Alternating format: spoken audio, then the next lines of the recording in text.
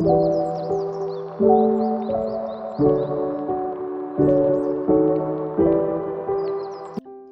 that we have successfully committed our changes to our geeky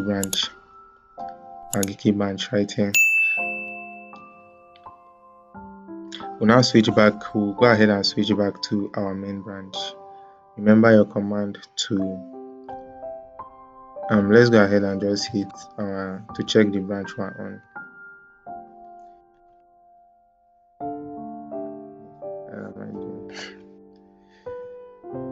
Branch.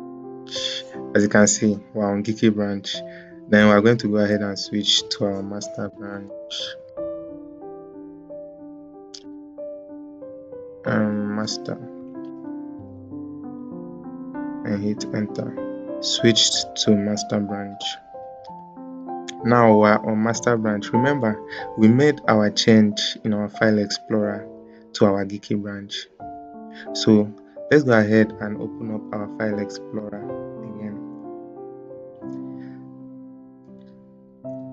We'll go ahead. Remember, the change we made was we added buttons to animate links and buttons. So we'll open it up with our notepad. As you can see, we only have animate links here, no animate links and buttons, because this is our main branch and we have not merged our geeky branch that we added buttons here. We have not merged our geeky branch to this our main branch. So we need to merge our changes that we made in our geeky branch to our main branch. So to do that, you head over to your Git bash or any terminal you're making use of, and then you enter the command git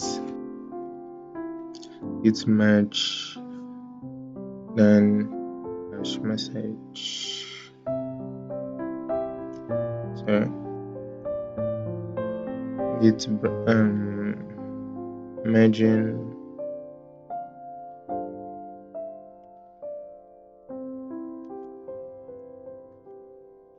merging geeky branch. Then you enter your branch name that you want to merge to your master or your main branch.